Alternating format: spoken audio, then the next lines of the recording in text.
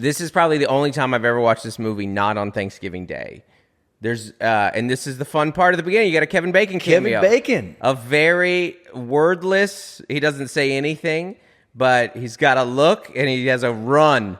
And he crushes it. This is a very 80s scene, by the way. Like very 80s New York, Manhattan. Mm-hmm. Let's get a cab. Let's go run. I am a bit of people's trivia on the 7 Degrees to Kevin Bacon because I was on an episode of Late Night with him. My episode of Corden, my second one that I did, Late Night on James Corden, he was one of the guests. So there you go. If you need to do... So we're 2 degrees of separation? I'm 1 degree. I meant 2. You're 2, yeah. But I truly feel like Kevin Bacon is in every movie. Yes. There was a run there, and even continue, where you forget, you're like, oh yeah, Kevin Bacon was a bad guy in an X-Men movie. Oh yeah. Mm-hmm. And a good one, Shaw. He'll forever be Tremors to me, though. Tremors. Tremors is on my list of terrible movies that I watch every time it's on. Every time. Draft Day is another one with Kevin Costner. That's so bad, but so good. I watch it every time. I will never not. The Quick and the Dead is another one. Yeah. You know that movie? Old. It was a terrible West. Russell Crowe. The cast is unbelievable. The cast is Sharon Stone is the lead. Gene Hackman is the bad guy. Oh, yeah. Russell Crowe is in it. DiCaprio's in it. It's the craziest. And then you watch it, and there's a bunch of other great actors in it as well. And it's a god-awful movie. Oh, yeah. Whenever I was young, we just recently did Tombstone, but whenever I was young, I think I saw half of Tombstone and half of that movie. Yeah. And I just kind of thought they were one movie. Tombstone is a decent movie. Yeah. The problem with The Quick and the Dead, which I know is not the movie we're watching right now, it just didn't age well with a lot of its cuts. It's got some weird kind of zany, because you remember the premise of The Quick and the Dead is there's Gene Hackman is this, kind of the classic, he's like, I'm the mayor of this town, and you pay me taxes, and I'm evil. He takes like 50% of everything, but you give me my protection, and they have a gunfight for whatever reason, and so it's a big tournament, which is great. I watch this movie as a stand-up comedian now, and am blown away about how much easier it is to travel. This is what traveling was like in the 80s. Like getting a cab, getting to this airport. Because now if everything went to hell, you just get on your phone. And you're just like, you find... Like if I get a delayed flight on Delta right now, they go, here's your list of other flights. And on that same phone, I don't know how people traveled before cell phones. You have to get in this, he gets in a payphone line to call, his wife has no idea where he is. My wife would just check my location and be like, oh, he got delayed. Well, Dustin, we got a few surprises for you. Oh my God. Here's first thing. This is a MAGA hat, isn't it? I haven't. Close. We know how much you love Trump. You're handing me a red Welcome hat. to Alabama. I am nervous to turn this around right here. Make movies short again. Oh, yes, thank you. Oh, this is fantastic. Oh, wow. Talk about a left turn. That's incredible. Thank you. For the love of God, make movies shorter. Why are these movies so long? They don't have to be that long. You know how good a movie used to have to be to go over 2 hours? You had to be Titanic. Yeah. You had to be Lord of the Rings. That was it. And the beverages have gotten bigger. And the previews have gotten longer. So Yeah. by the time the title comes in, I have consumed 45 120 ounces of cherry Coke. And I'm just like waiting for a point in the movie that seems boring to go pee. What did I miss? Oh, Kylo Ren killed Han Solo. It could just be an old man thing, too. At about an hour 30 in, I was like, my knee's starting to get pretty tight. This is a short movie, by the way. It is. It was almost not a short movie. Well, because I know they cut some stuff out. Steve Martin talked about it in the documentary. Is that what you're referencing? It was like 3 hours long. Yeah, well, that's a problem with when you put John Candy in a movie, right? And John Hughes. Yes, yeah. Candy and Hughes. Did you say that Steve Martin? I mean, we'll probably talk about when it gets to the scene later, but they had to cut a pretty heavy scene. We'll talk about when we get to that scene, okay. And maybe you can cut it with Steve Martin talking about it. But just 5 more minutes of him saying the F word. No. It's heartfelt, more backstory, because one of the very interesting things about this movie is how little you know about Dell. And even when you find out about him, you don't really know. Yeah. It's very vague the whole way with him, which again is a very 80s vagabond traveler. Like a person like that couldn't even exist in this world, but someone could exist in the world homeless as a salesman. Oh, yeah. Back in a time, you know. But I was just saying, this is the only time I've ever watched this movie that isn't on Thanksgiving. Me and my wife watch it every year on Thanksgiving. I'm also usually got a couple things in me. I got a decent amount of wine and pecan pie in me. So this is with the least amount of sugar and the least amount of alcohol I've ever had watching this. So. You've fallen asleep during this several times. I've never fallen asleep. Never. No. That's why it's that good. I also, as a professional traveler, there are parts where I'm very nitpicky. That scene talking to the flight attendant would never happen. He would have a seat assignment. Yeah. It's like, I booked a first class ticket. Why are you putting it? It's like, well, you would have a seat assignment. You would know when you were walking out of that plane whether or not a first class or not. And you would also know that the flight attendant couldn't help you. But again, I'm being nitpicky. When Candy takes his shoes and socks off. Yeah. What's the most egregious thing you've ever had someone do on a flight? Ooh, on a flight. I remember one time a woman went into I used to have a bit about it. Like, she went into the bathroom, and I didn't even notice. It was like, she came out and she's like, hey, just want to let you know, like, the floor is really wet in there. And I was like, okay. And she's like, make sure you wear your shoes. And then I looked down and she wasn't wearing her shoes. And she went into the bathroom and I was like, was it wet before you got there? Why weren't your I have so many follow-up questions. And it was a little bit like that scene from Shawshank where you're like, I mean, how often do you look at a man's shoes? I mean, seriously, how often do you really look at a man's shoes? Like, I didn't notice that she wasn't wearing shoes until I was called to look. And I was like, oh my gosh, why'd you go into that bathroom shoeless?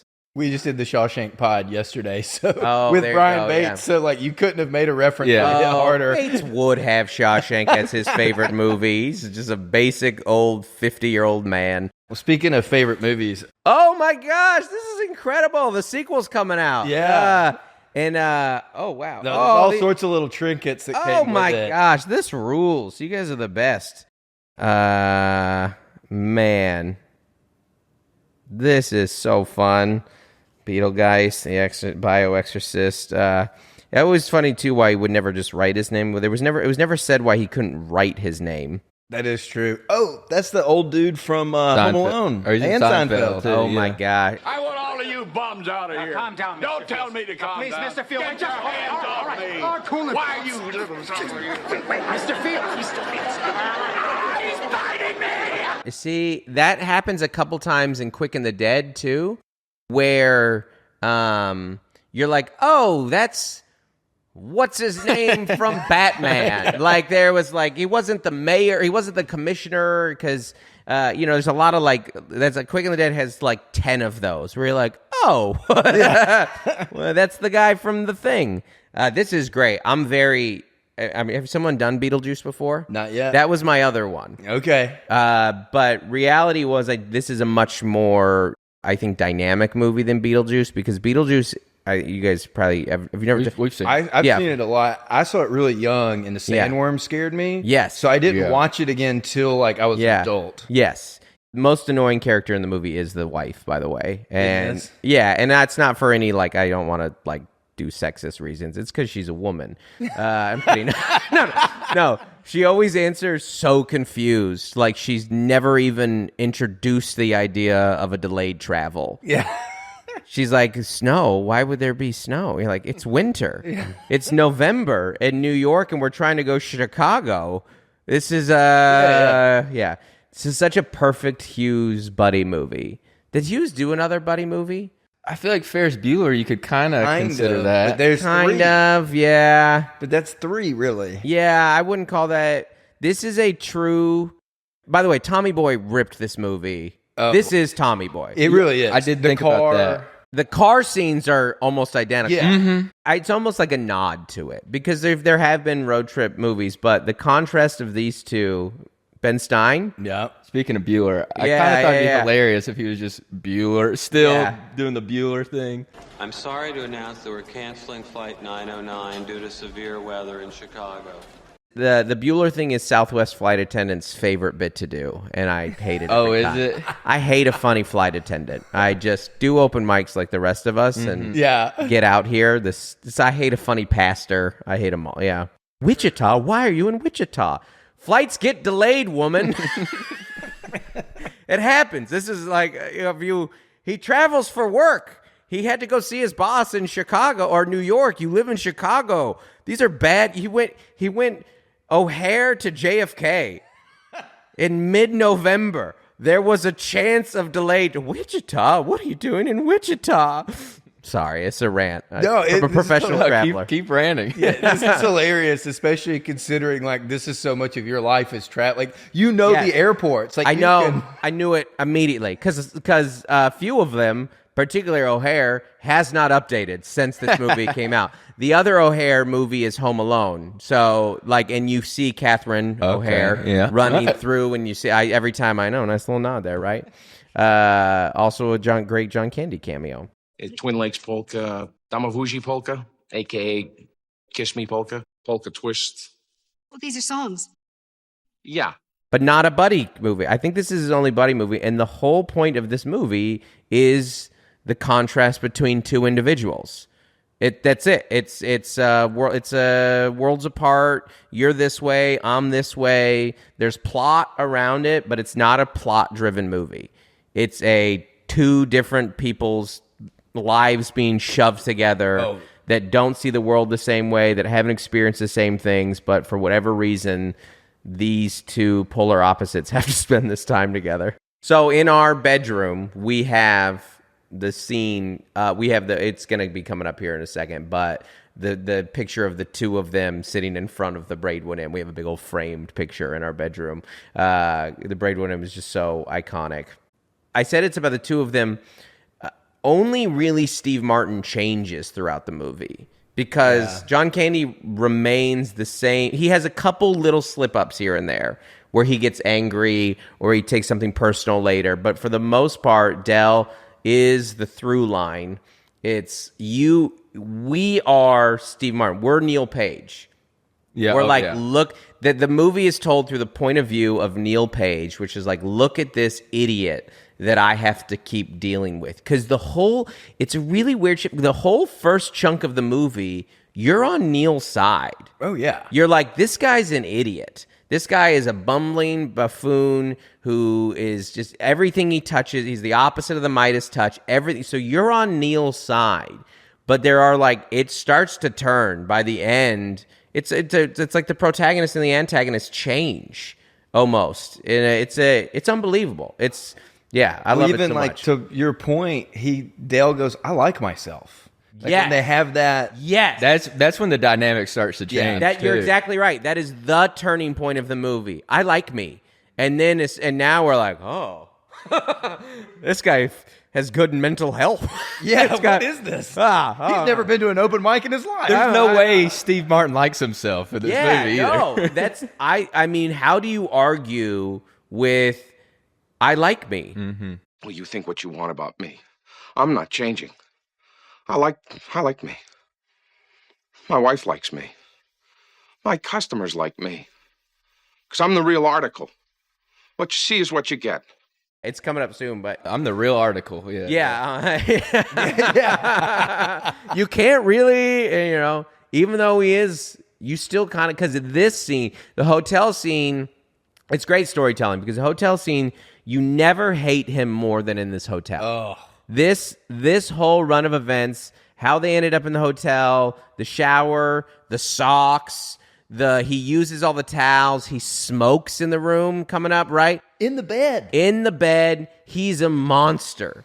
By the way, Steve Martin's in good shape in this scene. He's only 40. I know. Well, he looks 80. He's looked 80 since the 70s.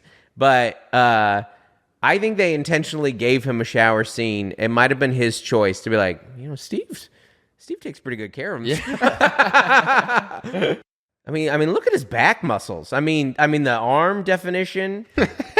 Steve Martin is in great shape here. This is peak form for Steve Martin. He was, which again adds to the contrast of the whole characters in every regard. But I think he's straight up wild and crazy guy. I mean, look at this. This is a good look at. Look how that's definition. He's got some shoulder traps. He's got some shoulder. Oh, yeah, man. Look at the shoulders. Steve lifted.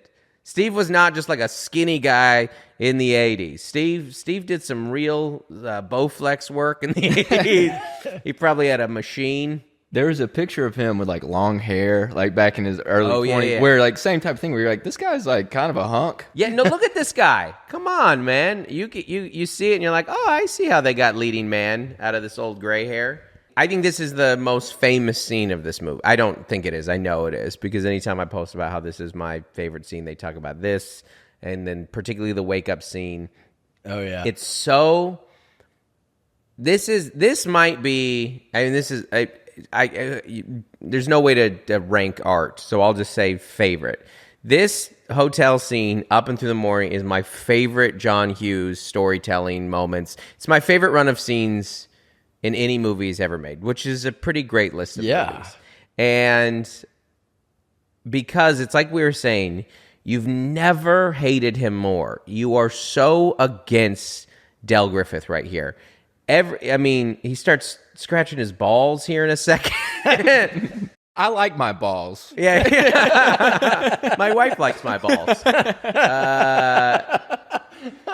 And you are in, because you've all, it's so relatable because he can't sleep, and why are these noises? And this is before an era of, and again, he flips to the wife who also can't sleep. So he can't sleep, the wife can't sleep.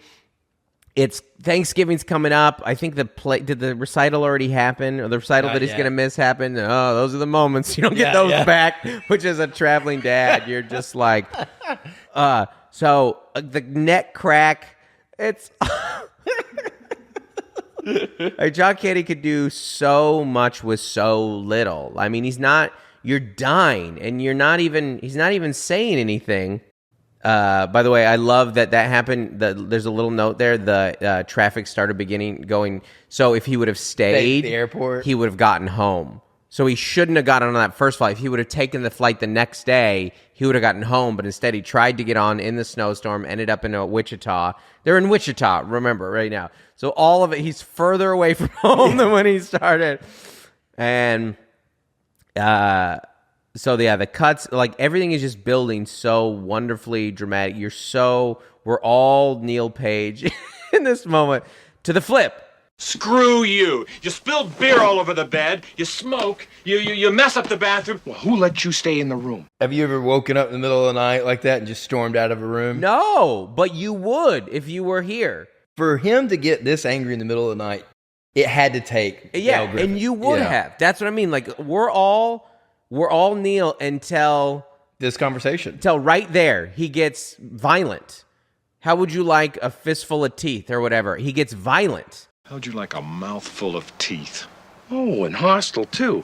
Nice personality combination. Hostile and intolerant. That's borderline criminal. No, you're all right, though, because even when I watched this, my experience, I didn't make it through the first time because the first 30 minutes, I hate traveling, and even travel stories, they just stress me out. Yeah. And I turned it off because I was just like, man, this movie's just stressing me out. Yeah, it is. And then I finally, the last year or so, I watched it all the way through, and I was like, I'm the guy this movie was for. This is it's for someone that like hates traveling, but realizes like, man, the journeys, the misadventures, those are the real journeys. I think it's actually, and it's even more so, it is for people that hate travel, but it's really a movie for people who hate people that aren't like them. I hate that too. Yeah. No, we all do. That's the point. And the point of the movie is that if somebody doesn't act and live the way that you do, then they're an idiot. And then you just go, oh, he's just going through some stuff. He comes from a totally different point of view. And I probably need to be a little more open-minded, open heart, which again is the through line of this movie. At the end, he, not to bury the lead here, but also Beetlejuice. Let's come back to that real quick. very excited about like I did not. Michael Keaton's my favorite actor of all time. I did not like the forcing him into the Flash thing. Oh gosh. Even though the movie sucked, his parts were good, but the movie was bad. But what are they going to do with Ezra Miller? That guy's that was a mess. Yeah, it's like I don't like Ezra Miller. Like I don't think anybody does. No. Yeah, I mean, as a person, as an actor. I've never liked him as a Flash. The Flash is supposed to be very confident. Yeah. That's the whole, like... He seems insecure as heck. He seems very insecure. Like, I've never enjoyed, like, a stumbling, bumbling... Like, the Flash is kind of like a quick talk, sorry the pun, but, like, very confident. Barry Allen was the man. Barry Allen, exactly. Like, him, Hal Jordan, like, they were all fairly confident, secure. The only version of an insecure... like, you would get, like... Bruce Banner when he wasn't the Hulk, or like Peter Parker when he didn't have the mask on. Yeah. But, you know, I don't like this like awkward Flash. Like he's supposed to be crazy cocky. But I do like Beetlejuice will be great because it doesn't matter that he's aged. Yeah. Because he looked like he does now in the original. That's exactly. You put the makeup on, you look identical. And my only fear of Beetlejuice is the magic of the first Beetlejuice is how little Beetlejuice is in it. He's in it for like 20 minutes. I didn't realize it was that. Beetlejuice is in it a very short period of time because they didn't know he was going to be as popular. Like they'd steal the show the way they did. It was a movie about a couple that died and is now dealing with the afterlife and then it became a movie about Beetlejuice. That's because Michael Keaton is Michael Keaton. So I wonder with this one, I was like, are we going to have too much Beetlejuice? Is it going to be like, I don't know. I didn't realize he was in it so little. I mean, let me look this up. I think you're definitely right. I think it's like 15 minutes. I think it actually less. might be less than 20 minutes. He's in it for very little of the movie. I tried to show it to my kids and like, this movie is boring, Dad. But now with the reboot, because Tim Burton's popular again because of Wednesday, and then Jenna Ortega's in it. Like she the Winona character? She's Winona's daughter. Oh, pretty perfect casting. Yeah, that's great casting. Yeah, it's fantastic. So, the Catherine O'Hare, like I just based on the previews, the dad's dead. Catherine O'Hare is a widow. Winona is there, and now she has a daughter as well. So okay, it's pretty good. Dustin, this next gift, this is the first re-gift we've ever had on this pod, but a friend of yours, Aaron Weber, gave this to us and just said it was a book that really impacted his life. Oh my gosh, a re-gift. I mean, this is incredible. I love Sinbad. I'm gonna love this not unironically. By the way, this isn't even like a pretend. This is Sinbad. Is like somehow underrated as a comedian, even though he was gigantic. He was huge. Yeah. Was Aaron? Was it given in a way that he was like talking trash about Sinbad? No. He did the pod. Because if so, we're not friends anymore. No. he just had some gifts for it. He did the pod twice, and the second time he brought a few gifts for us. We brought gifts for you guys. Yeah. Next thing I got for you, Lucy. Oh, hold on. I need you to hold this. Y'all might have some significance here. Oh, my gosh. That's crazy. Describe what it is, Luce. It's a Sinbad VHS Shazam. This is not a real movie, though. Okay, why does it feel like a real movie? Exactly. Because of the thing. What's it called? The Mandela. The Bobby effect. McFerrin effect. Yeah, what is it called? The Mandela. The Bobby McFerrin effect. I was like, isn't he a chess player? But no. That's Bobby Fischer. Bobby McFerrin is "Don't worry, be happy." Wait. Don't worry. This is so cool. That's but awesome. I don't understand. What is there actually a VHS tape in there? Did you guys have this made? No, I just found it online. But I saw where a few years ago she tape. posted on Instagram that you gave her a Sinbad book. We love Sinbad in our house. You're not going to believe the next gift I have for you. Here we go. This is no way. This is Sinbad's Guide to Life because I know everything. Funny. This is the one. There it is, Sinbad man. is the coolest. Is this the How same about that? one, Look or at did you God, buy dude. another? That's the same book, man. I don't have multiple copies of that. Us re-gifting. That's the original. The Regifters, new podcast. There you I go. love it. That's the original copy right there, It's dude. just an Hey, hour can I of tell you us something? giving each Can I tell you other something? things. Can I be? I know it's a funny podcast. Can I be serious for a second? Go ahead. That book changed my life. Stop. Oh, so he gave you guys this, and then you're giving it And to me. some of now. them were like Nateland things. where Oh, it's yeah. like, yeah. Like we got like Liquid IV and what else? When they were one of those starlights. That's the funny. frames. Yeah. This is it. This is the most. yeah. I think this is the most famous Incredible. scene of the movie, and it did kind of age well in that it's not like super homophobic either. I feel like it's done in so many other things. Yes, too. those aren't pillows. Yeah, this is what people tell me all the time. Those aren't pillows. Woo! Yeah. Ooh, the Bears. Oh, Yeah, the I got Bears. hell of a team. Yeah. Good team this year. Yeah. Also funny that John Candy's in that kind of pajamas. Like everything that he has. John Candy's character is so funny in this movie that every outfit he wears is funny. Like the pajamas are funny. Like you're gonna cut to scenes here in a bit where he's like his boots aren't tied. Like he's wearing a goofy hat. Like it's all silly with him. Even this outfit. Why is he wearing a bow tie? He's wearing a vest and a bow tie. So he travels with like a couple outfits, and one of them is the bow tie outfit. I never You noticed think that. Candy agreed to do this movie if he could smoke the entire time? Oh, that's hilarious. Yeah. Because I mean, he's smoking in every scene almost. You remember smoking? How old are you guys? 38, 37. Okay, so we're the 32. same age. I'm 39. You remember smoking in restaurants? Do you remember that time? I do. Like Waffle House was the last one to go. Yeah, it should still be allowed at Waffle House. Yeah. I don't. You know what you're getting when you Who go we there. kidding? I mean, if anything, it would be helpful to cover up the smell in a Waffle House. You're like, actually, whatever is around. I think some cigarettes and some nicotine and some tobacco would actually probably cleanse this place. I want to pull up to Waffle House and see my chef out back having a cig. Yes. Like, Yeah. then I'm like, this is the good one. I don't want to see him out back. I want to see him on the grill. Yeah, on the grill with the with a cig. Taylor Williamson is a comic. He has a great joke about smoking in restaurants. He goes when I was a kid, I'm butchering some. He goes, so they had restaurants that have smoking sections and non-smoking sections, and that is crazy. That would be like a pool having a peeing section and a non-peeing section. That's great joke. hilarious. Did they have smoking sections on planes? I know that you used to be able to smoke, but was it ever like I divided don't that know. way? Yeah, it is crazy. You used to smoke on planes. That's wild. Yeah. Wondering why our whole generation has asthma. Yeah. This is it. This is the picture that we have. I mean, look at his boots. yeah. Why do his boots are broken? Big blue coat, earmuffs, red gloves. He's like a clown. Why are the boots undone? Someone was it's funnier if the boots are undone. All right, so here's another one. Do you recognize who this guy is? And this is something that's from our childhood. Oh, well, Spider-Man. Yeah. Yeah. Dr. Kurt Connors. Yeah. Yeah. He's in the Toby Spider-Mans. Dr. Connors, sorry. Where were you headed, Parker?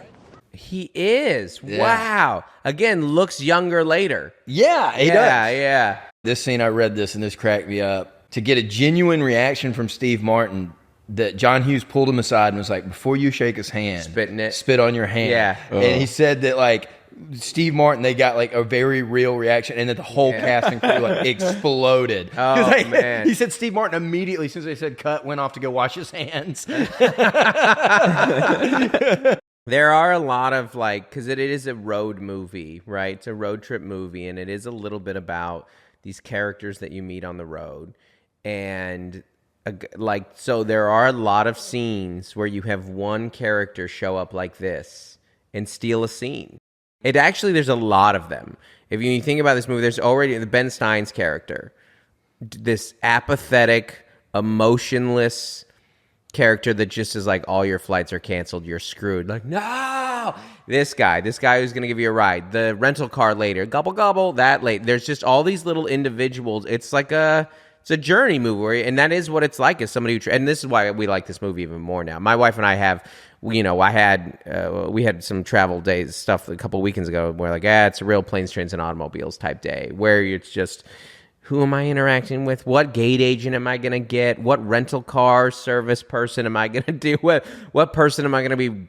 Who's going to give me a ride from the comedy club to the condo? Who's going to be here? Yeah, now you're in some horse and buggy town all of a sudden. Like, why are they in a place that has a horse and buggy all of a sudden? People train go through Stubbville. It's great. And this, again, what does that scene remind you of? Dumb and Dumber. Dumb and Dumber. Yeah. Which is the same movie. Yeah. I was about to say, I was thinking of all the road trip movies I like, and it's those three: Tommy Boy, this, Dumb and Dumber. They're all, those other two are absolutely contemporaries of this movie, down to Frozen. Again, now the difference with Dumb and Dumber is they're the same person. They're idiots together. Yeah. But they really, the car goes wrong. You know, it's now Dumb and Dumber is a little more based once they get to Aspen, but there are little scenes like that. Fairley Brothers watched it and they went, "What if there was two Dales?" Yeah. Speaking of road trips, Uh-oh. things like that. Oh, here we go. No, you have a pod with your wife, but you also love cookies. Uh-huh. So we got you a cookie platter. Oh my gosh, this is this is fantastic. We're gonna, you know what? This is gonna get some love this Thanksgiving while we watch this movie. Yeah. We'll have some cookies on it. You're big, so like December is your cookie month of the year. Every I year, go pretty hard in December. I pretty much like, we have a remember, this is funny because he's nice now. Have you caught this? So he's small talking. When you first see him, he's reading an article on the plane, refusing to talk to somebody. Now, a day and a half with Dell, he's talking to another girl he's starting to be a different type of person. It's a slow change. The movie is all about how Neil changes. Mm-hmm. You know. But it is funny because you do know they're going to end up back together because there's just no way, because we haven't gotten to automobiles yet. But to answer your question, yes, it's usually around like December 14th. I'll have done my last weekend until the new year. Mm-hmm. And I come home and I pretty much turn our house into like a liquor store and a bakery, where I'm just like, hey, I'm going to be gone for a while. And I'll just like grab up every sweet snack. I'm like, we're gonna want some tequila at some point, right? Yeah. And she's like, really? We haven't drank tequila in 10 years. I'm like, you never know. Christmas. It's Christmas, you know? And so it's like, I'll come home. She's like, really? Really? You got the cinnamon flavored whiskey? You never know. You never. Great and hot chocolate. You never, exactly. Yeah. We use peppermint schnapps for. We call them hot schnaplets in our house. Yeah, you feel free to use that. Yeah, I like that. You want a little hot schnaplets? I'm gonna commandeer that. Yeah, or peppermint schnapplet, hot schnaplets. It's pretty tasty. You do the same? Yeah, I do delicious. the same. They make also here in Nashville. There's a place where they do. It's a type of whiskey. They make whiskey in Nashville? Yeah, isn't that crazy? In Tennessee. Yeah, there is whiskey available in the state of Tennessee. That wild? But it's like a hot caramel whiskey, and it's similar. I put it in hot chocolate, and it's really good too. Yeah, that sounds delicious. But that's interesting. You pointed out him being nice and rubbing off on him, because then right there, I thought that was the moment. Yeah. But no, you're right. It is just kind of. Then they're sitting next to this old prospector. Yeah, the prospector is just. And I'm telling you, I know it's not the 80s, but you run into these characters. I didn't realize all these little rats on his running leg out of the right box. there. Yeah. Oh, I've never noticed that before either. Yeah, they now ate we're their on way bus. out of the box. Now we're on bus, which I've never traveled via bus. Ooh. But again, you can tell, even though things have gotten worse from Neil, he isn't as angry as he was. He's more just frustrated by the circumstance. And and they're kind of bonding. They're becoming much more friendly. Yeah. I love that they're like, what are you looking at? Yeah. Look, it's Austin Butler. Yeah. Before he turned into Elvis. Yeah. Hey, guys, it's Austin. Hey, guys. You seen those compilations of how his where he voice like has can't changed? Yeah, he can't get out of it. I basically went straight from the show to the airport to Quentin's office, worked all day. There's that thing where energy is neither created nor destroyed, and you feel things that it's hard to actually put into language. Yeah, because it's these really intense feelings. That would happen to me, but it would be like Pee Wee Herman or something like terrible, where I'd be like, oh, I can't ever. Sorry, I'm just I'm stuck like this forever now. He got really good at the Cartman impression, and now that's who he is. Again, smoking. So much smoking in Yeah, this movie. the whole movie. This is fun. So again, he's starting, right, so they're doing the songs. Again, he's starting to open up, even though he's a different person, that he contributes a song here. He tries. Yeah. He tries. All right, who knows a tune here? Who wants to sing a tune? Who's got a song? I got one. You got one. Neil Page has got one. 3 coins in a fountain, each one seeking seeking happiness, thrown by 3 hopeful lovers. No. The Neil Page that you would have met at the beginning of the movie would have never done that. But again, it's great storytelling by Hughes because you're starting to realize that people, like real normal human beings in the world, actually like Del more. Yeah. And Neil's starting to realize that. He's like, everyone on this bus likes him more than me. So maybe I'm a little highfalutin, big city, 3 coins in a fountain, and he is more of an everyman, They sing the Flintstone theme song. Do you have a theme song that gets stuck in your head or that you think's like exceptionally good? Oh, yeah, the Pokemon song is the best. Pokemon? Yeah. I want to be the very best. I mean, it's kind of a pump up. Yeah. Like you could put that in Rocky. There ever was. You're like, oh, hell yeah. I'm going to go catch some animals and have them fight each other. Yeah. A premise that has not aged well. The Pokemon theme song might be the very best. What a pull. Yeah. What a great call. Yeah. I mean, there's been Teenage Mutant Ninja Turtles is great. Some of my children's, the Paw Patrol one is decent. There's some of the modern ones have, Dora was classic. All good. But, I mean, Pokemon is it's so good. My God. I want to listen to the Pokemon song right now. I honestly, I would unironically, and I'm probably gonna put it on like my workout playlist because it gets me so amped. This is just some good old fashioned, again, 80s.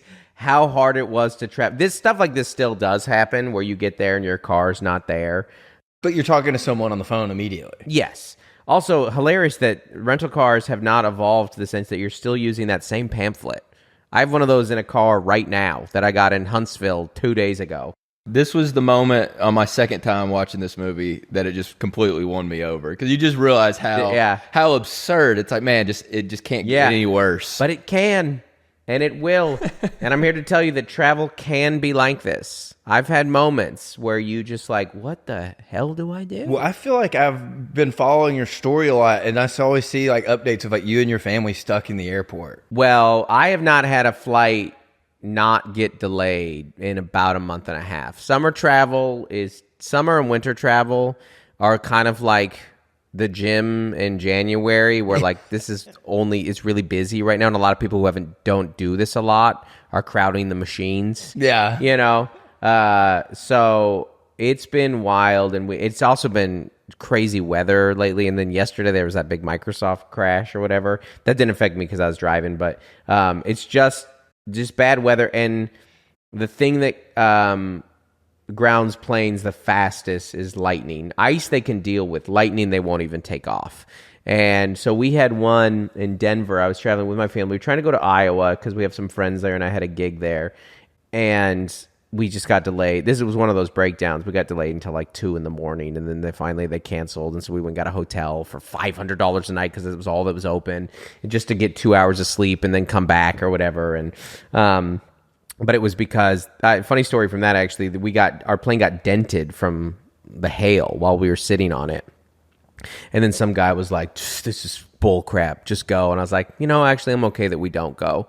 The plane is dented. You ever seen a kite with a hole in it? I love that guy's so mad, though. That kind of speaks to how hard traveling is, that you're like, just get a 30,000 and let's take our chance. Let's see what happens. Yeah. This is why this movie couldn't be PG, this one scene. Yeah. 19 times. Is that how many? Yeah. I actually, for the record, I don't think it needs to be in here. I've never thought it added that much value to it. I think it's a funny scene. I think it's shocking.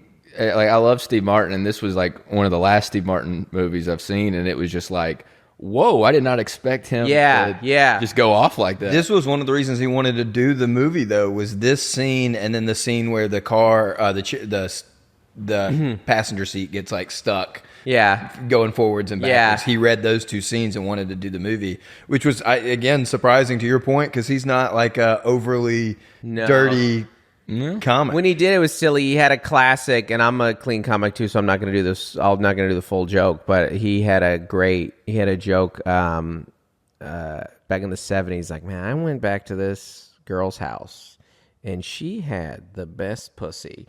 And everyone's like, oh, and he's like, guys, that's a joke. You say anything these days, everybody takes it dirty. You can't, that just drives me crazy that people automatically make it dirty. And he goes, that cat was the best F I ever had. And that's just a jokey joke. Yeah. That's what I like about it. Because even that, you're like, I kind of see where he's coming in this scene. It's not grotesque or, dirty for the sake of being dirty. And this doesn't happen very often. About 3 weeks ago, I met a girl, and she was real nice, and she invited me to her apartment. So I went over there, and she had the best pussy I have ever... Oh, now come on! I'm talking about her cat. Now that makes me sick right there. Now, you can't say anything anymore that people don't take it dirty, and I'm sorry, that disgusts me. That cat was the best fuck I ever had. Oh, we got another gift. Yeah, this is great. I think you'll like this one. Podcast. Podcast. What's your favorite? You said you think you'll like it? Or I think you will. I don't know if I will. Oh, yeah, I see it already. Look at the art on this. The Let's Ranch. Oh, look at that. Show the camera. This is fantastic. Thanks, guys. Oh, that rules. No, that's been stuck in my head. I watched that special a few months ago. Just get prepared every for time this. You hear it. I used to add more to it, where like, put on your blue cheese and dance. Yeah. And it is silly, but it never worked. It's working now. Yeah, it's working now. Yeah. Put on your blue audience. cheese and dance. Ba-da-dun, dun, dun, ba-da. That's my favorite. It's actually funny because of his popular songs, this is my least favorite, is his pop era. But you never, once it's in there, once my daughter did, I was like, well, this song is called Let's Ranch now. Now and forever. Chill, she's a lot of fun. She's exactly how I've been here with you guys tonight so far. She's very smiley. She's good energy. She's also pretty funny. With the dinner table recently, we're having salad for dinner. Out of nowhere, she takes the dressing, and to the tune of David Bowie's song, Let's Dance, she takes the dressing and she goes, let's wrench.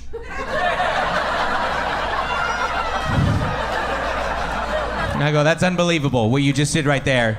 Did you just do a Bowie-themed dad joke about this specific meal? I take it back. I do have a favorite. I do. That's great. Thanks, guys. No, that joke was like an interesting one where like I tried to do the rest of it, but it didn't work because like I've heard Seinfeld and Chris Rock talk about like sometimes you tell a joke and you keep going, but you're already there. Like, Let's Ranch, you've arrived. Yeah. The end of the joke is there. There's no need to keep adding to this. You get it. We've tied the Bowie and the ranch thing together. We don't need. How does your family feel like when they're included in your jokes? My family has, they have the presidential veto power. Like they can That's nice. shut down anything if they want, They don't have all the power. They're not like the president and they have complete control of the Supreme Court, for example. Completely hypothetical example where that would never happen. That would never, right? That would never, that could never happen. No one could be like at full immunity, right? Because they, appointed all the judges. Yeah.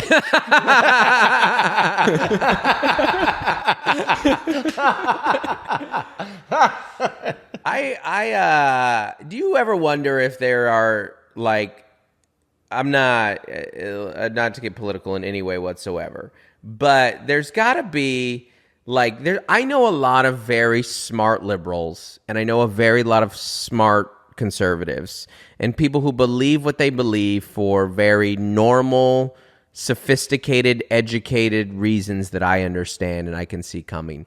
And I feel for them with like they're like, okay, so Hulk is at the RNC. Did you see that Hulk Hogan did a speech about how Trumpsters are gonna make he's my personal hero. It's like Idiocracy with Terry Crews. It is. We're gonna make America great, and you're like, there's got to be some educated people who are like, this sucks, man. I'm voting for him, but this sucks. Biden's got to get Mark Ruffalo then. Yes. And this whole city's full of what I call Kid Rock conservatives. I know reasonable Republicans and reasonable Democrats and reasonable libertarians, and they've just got to be like, gosh, you're killing me with this right now. I don't want Kid Rock performing at this. Can we not get anybody else? Can we not get the Ba with the Ba guy? I would love... I mean, Scott Staff had to be available. Yeah, yeah. I don't. Maybe it is. It's a short list of people that'll were supporters and be willing to. Yeah, we'll go and do that. Yeah, but I suppose it's better Hulk than Hogan choice A. I mean, Donald Trump is in the WWE Hall of Fame. That is true.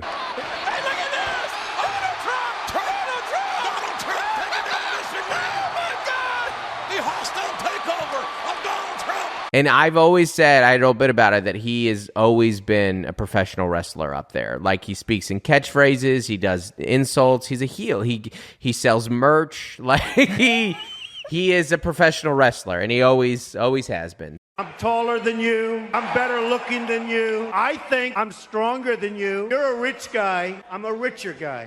How did we get on to make Supreme? Oh, my kid's asking about jokes. I had to really rewind it there. They can take anyone's out that they want, and for the most part, I don't make fun of my kids. I just know kids can be embarrassed by stuff. Yeah, they're allowed to take any out that they want. My wife more so uses her power on that. My kids, for the most part, think they're pretty funny. The joke, they don't care or like laugh at them, but I'll tell them, they're like, yeah, that's good. What's funnier is like when I'll bring up to Mel, is like, is it okay if I tell this? And I'm thinking like, oh, she won't like it. And or she's like, that's too offensive, or how dare you say that? And more and so she's like, well, that's kind of hacky. And I'm like, all right. Now you're just trying to hurt me. All right, now, yeah. Well, speaking of you and Mel and here we go. Bits. Oh man, here we go. What is this? The How to Be Married to Melissa playset category. This is from the book. Oh, you guys read the book. We partnered with our friend Dr. Photograph. This is awesome. There's all sorts of little things on there. She's seething right now. This game of scatters has been known to cause. Yeah. What do you think about that answer? Of categories in the ocean. I'm on your side on this. Mel's not here, so I'm 100%. Yeah. I mean, you can. I mean, what is the ocean? That's the real question. To get real philosophical here, is the ocean water, or is the ocean and the water part of the ocean? All I know is it's a better answer than whale. Also hilarious, I couldn't think of whale. Yeah. Walrus. There are many options in there, but whale somebody else would have taken, so that's very funny. Mel and I talk a lot about how, like, early on in relationships, you guys married? I haven't talked. No. Early on in relationships, I didn't think I did the right hand. You have so many, let me check my toe ring. There are so many embarrassing moments, and sometimes you just like fight in public, or make fun of each other in public, and then you have to clean that up later. You're like, oh, my bad. But sometimes we fight now just to get like sentimental, like, oh, remember when we used to fight a lot? Yeah, remember before we had empathy? This is great. This is all John Candy. I think John Candy, if John Candy had not died prematurely, we would speak of him like Robin Williams. I think he would have gone on to win Oscars and stuff, and dramatic roles, because he is such an unbelievably gifted actor, and he has every tool. Like, he does, and this is such good physical comedy. The fact the second sleeve gets cut, it's so good. And this is not written. You can't write this. Like, all this says on a script is like gets caught on the thing or whatever, and it's all John Candy. Just doing the cut to the leg, And he's wearing maroon slacks for some reason, too. Still bow tied. He's still bow tie. He was so cold that he was wearing a bow tie, a coat, a vest, all of it. It's so good. It's so well done. But it's all John Candy. This is a John Candy being funny.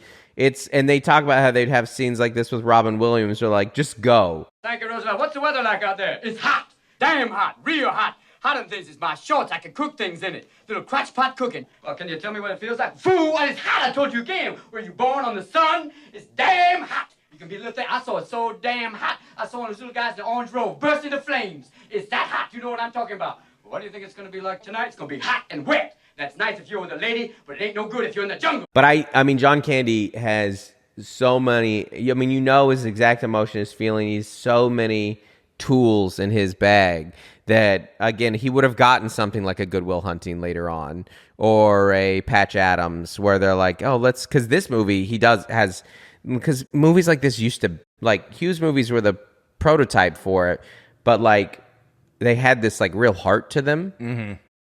And even like Christmas Vacation has a real heart to it. It does. You know, there's like, and a lot of John, like they told a story and they were funny, but ultimately there was usually, and the only one that still does that now is Pixar. Pixar will still do that now. You know, woke Disney liberal. They will still take a risk and tell. And the only comedy that's really done that recently, I thought, was Ted Lasso.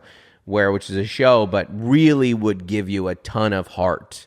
I think that's why the show did so well. I agree. I totally agree. But you have to earn heart.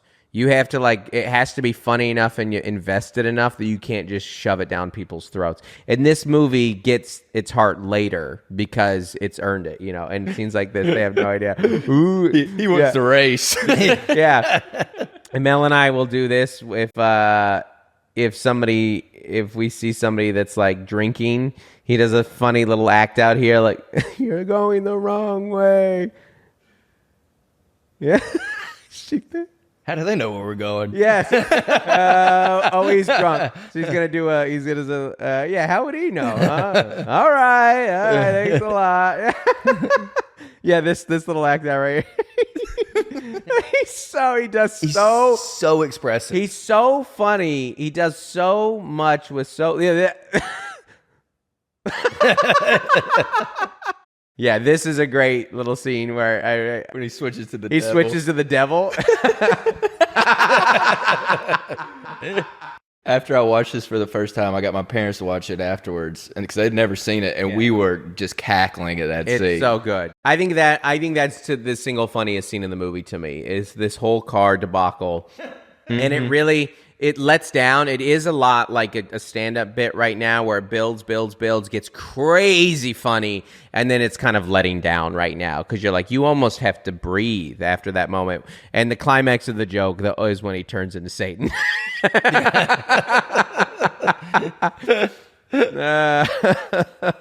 there's just stuff in the road. Have you ever had any like near car accidents like this or anything like that? Yeah, there's been a couple. You know, you ever have that thing on the moment where you're like, oh, my friend Billy Bunnell has a joke. He goes, you ever texting and driving and you swerve so much and you're like, oh, I guess I'm just going to change lanes. Kind of make it like it was like you were acting like you wanted to. Yeah, I wanted to digital. I wanted to get over. I wanted to exit here. There's definitely been a couple moments where you're just like, whoo, all right, that was close. Just nearly lost my life there. Just almost killed every. We had one once, I remember, in San Diego, my wife and I talking about a lot, where we just moved to San Diego. It was pre-GPS era, and we weren't sure if we were going to make a turn or something. It was night, and I was like, do we go this freeway? And at the last second, I turned, and we felt like a bump, and it was like pretty serious. I was like, I don't know what happened there. But then we drove by like the next day on that same freeway and realized we had essentially, in our minivan, not essentially, like driven off like a 6-foot drop. Like our car went, oh my goodness! But we were going fast enough that it kind of soared a bit. I get like nervous every time that I drive by it now. I was like, me and my family were in the car. You were in like the Ferris Bueller. Yeah, exactly. Yeah. I mean, this is classic. You know, again, you see this in Tommy Boy, like we have to destroy the car. The car cannot remain intact, you know. Does he right there? Do you think he notices what happens? Or No, I don't, because Steve Martin doesn't either. Because everything has gone so wrong that it doesn't even register to them. Like, oh, wow, the car's on fire. But this is the senile breaking point. This is when Steve Martin goes crazy. So we've had him be disgruntled, we've had him be mad, we've had him be mean and closed mind, and then kind of opens up his heart to him, and now he's gone crazy. He's laughing maniacally here. Yeah. I feel like it almost brings me back to his side, though, because he has a point with the whole, like, he stole his credit card. He stole his credit card. Yeah. You finally did it to yourself. Yeah. Oh, you're right. Yeah, because he doesn't know that it's still bad luck for him. Turning the car in. Yeah.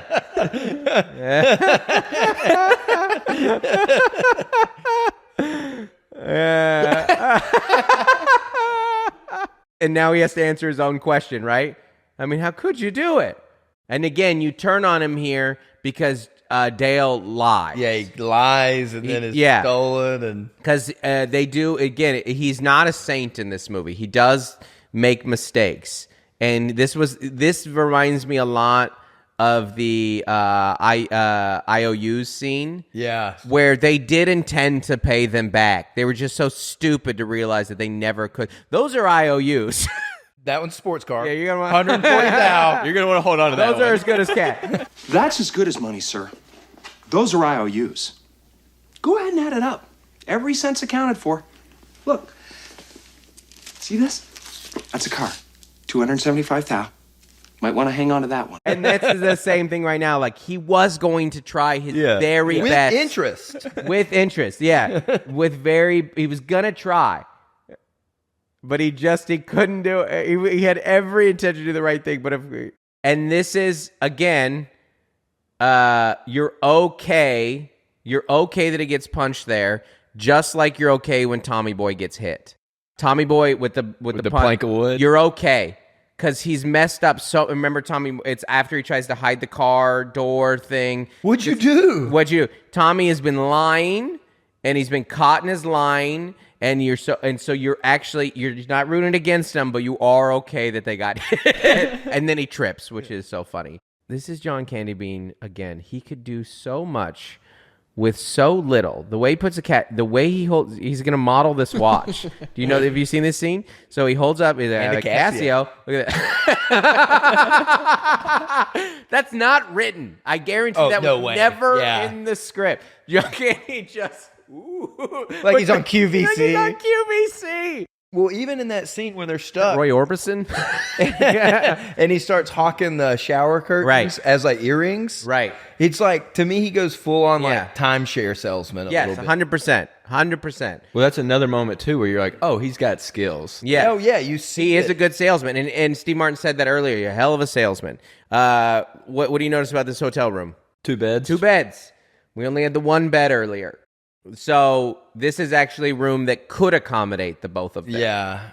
This, again, he's talking to his wife, who he thinks alive at that point. And this is kind of his confessional scene. He's made mistakes. This is my favorite arc of the movie right here. Because their dynamic after this 2 scenes stays the same the whole movie. It's changed a bunch. Who's this irritating stranger? I hate you. We're kind of getting along. We're travel buddies. You still irritate him. But now he's admitting his one big flaw here, which is I have a big mouth. I screw up. And he says that he likes Dale Griffin here. He's like, I met someone I genuinely enjoy their company. And then I smother them. Yes, and I smother. Which, again, Tommy Boy has that same... Exactly. And I take the sail and I rip its head. I mean, it's similar, like, self-realization. And Chris Farley loved him. And earlier, or Chris Farley loved John Candy. Mm-hmm. And earlier in the movie, he would have never looked out the window. He would have never given Dale a second thought. But instead sees him out there and invites him in because he's like a changed man. So they both kind of hit like a real turning point, and that Dale is finally honest about his big flaws. And then for the really, like, I would say for the first time fully, he does like a sacrificial thing here, which is he invites this guy like back into the room. Still looking good, even in the white tee. Almost Dumb and Dumber, too, where he's like, you want to sleep in this extra bed? Yeah. You got an extra bed this whole time? Get a little sweaty in here, actually. Yeah, it's the Rockies. Maybe you should wear these extra gloves. My hands are starting to get sweaty. You've had this pair of extra gloves this whole time? Yeah, we're in the Rockies. And now they're friends. I love this. They are legit friends now. They're drinking together. They're being silly together. They're telling jokes together. It's the first time you see Steve Martin genuinely enjoy something that Dale says. Yes. Like that's well put. This joke, like right here. Yeah, you're going back to Jamaica. Yeah. We're just like old buddies. Little foreshadowing. He's going to do a bobsled running later. Yeah. Who knew he had this in the arsenal the whole time? It's also a good buddy drinking scene, and that they're laughing together, and then they're starting to talk about their like life legacy. What am I going to leave behind? Like it's a good friend. I love that he still is selling his product there because he's like, all I've got's a couple of shower curtains that won't fall down. It's so good.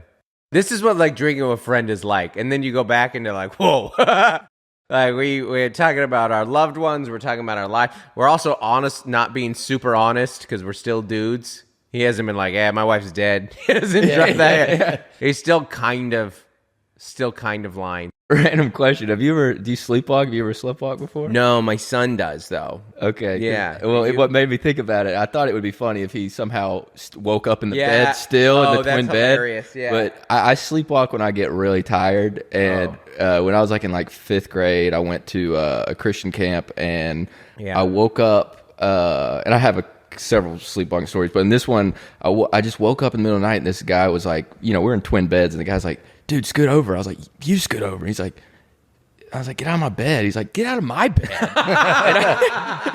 I don't even know half the people in the room. I open my eyes. I'm just like, oh my God. I'm so sorry. My bad. Sorry, guys.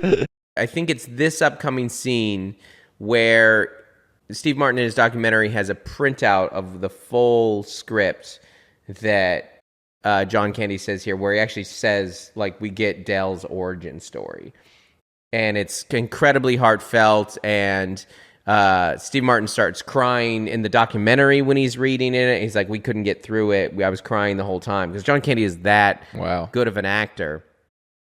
And I do sometimes wonder if that would be better if it was in there, or I think this works. And I think that's what John Hughes was saying, is like, I think sometimes not knowing is just as powerful, I feel like at this point, as a viewer, we've been through enough already. That's a great point, and that's probably what John Hughes said. So I think, this is the scene where he's like, she's like, there's way more to it of this. Both of them said that this was the best movie of their career. Really? Mm-hmm. Oh, like their favorite one or whatever? Yeah. I agree. I think that this is I think that it's actually kind of getting people are coming back to it and realizing, I think it's definitely my favorite movie either of them are in, and it's probably my very favorite movie. And I think that people, I don't know why it didn't stick, or it didn't have the last of like a Breakfast Club or something like that. John Hughes has a certain style of house he likes too. Yeah. Very similar to the Home Alone. It's called a $3 million home in Chicago right now. My wife says this is a lot. She goes like, this is what it feels like when you get home for the holiday on your travel. Because like it's why I don't work the weekend before Christmas, because you just don't touch it. I won't be on a plane. I've done it one time in my 13 years of comedy where I like flew home on Christmas Eve. But for the most part, I won't touch a 3-day border around it, because you just like, look at yesterday, like a thing crashes and it's a bad time of year that you don't want it. You don't want to be listening to Blue Christmas in Iowa City, drinking by yourself, wondering if life's worth living. That's also the same ending with him just kind of lightly smiling as Uncle Buck. Oh yeah, it is. Yeah. Which I think Uncle Buck is great. It does miss a little more. There's certain scenes that just don't hit as hard. But again, it's a contrast movie of two characters. That's as close to a buddy movie as John Hughes probably has, because Uncle Buck is Hughes too, right? Yep. Where it is about it's an Odd Couple movie, him and the niece. Okay, yeah. Where it is all about, the whole plot is driven between the two of them, but the hatchet scene, you know what a hatchet is? A little smaller than that part is so great. But I don't feel like it has as many funny parts as this one. Yeah, and kind of like what you're saying, like I love Steve Martin, and I love The Jerk might be one of my favorite Steve Martin movies. But the pacing of the small black child, poor black child, poor black man, yeah, poor black man. But the pacing of this movie, it just keeps going up. and up and up. The Jerk has some ups and downs, or at least like some slower parts. I think you are right. Dustin, last thing, I got you. This is I got a story for you. Okay, it's your book. This is my book. Really, I'm asking for a favor, but my buddy, I was talking to him, telling him some of the comedians we have on, and I was naming some of them, and he didn't know. He knows some comedians, but he was like, I don't know that comedian. Roy Wood Jr. Yeah, Roy Wood Jr. So I was just like, okay, and I was like, we got a couple others. We got this other guy that's like open for Nate, and he was like, what's his name? I was like, Dustin Nickerson. And he looked at me, he was like, I have his book. I love that guy, but. He told me, he was like, my church group, our reverend made us read this book, and we studied it and went over it. So I was just curious if you could inscribe that to Reverend John, and their church. You don't have to do it right now, but no, absolutely. I just thought it was a cool story. Yeah, no, that's one of my the thesis of this book is that marriage books are stupid, but when we got married, of course we were Christian. We were 19 and 20. That's why you get married at that age. And we sat down with, if you've read it, you know the story. We sat down with some pastors at our church, Gino and Rhea and Hunt, and we started with this study guide of this marriage book that we were supposed to read. And it sucked. It felt like homework. And week 2, we divulged from that entirely. And we just started talking. And they just started sharing their stories. I remember so many specific stories that they would talk about. They would tell stories. The best thing that we ever did is we started making our own holiday traditions. We were like, you guys do you. We're going to make our own. You gotta, and stuff like that. Or I remember he told me, he was in the Coast Guard. And he goes, when I would come home from long trips, we would get Daddy collected all these rare coins, and he would throw them in the yard, and it would take them an hour, and then they would go be together in a biblical way. Just stuff like that. And I was like, this is what I need to hear. This is what we need to hear, is just real stories about fights and families and kids and all that kind of stuff. So it is very humbling and kind of full circle when people will be like, oh, we read this in our church small group. It also means bulk order, 10 at a time, please. So yeah, I'll happily sign that. Sweet. Well, thanks, guys. Well, thanks for doing this. You got anything you want to promote? I have a book at this point. Yeah. That's I would say I got lots of other stuff, but we've done the book here pretty hard. So you're always curious who these other ones are going to be in here. Stuart, you won't even say that word. Man on plane. Yeah, Ben Stein. There we go. I was, but yeah, it's that's it. That's all I got. Well, thanks so much for taking time out of your day to hang out with us. Yeah, this was super fun. Thanks, guys. Mm-hmm. I hope I chose a better one than Bates.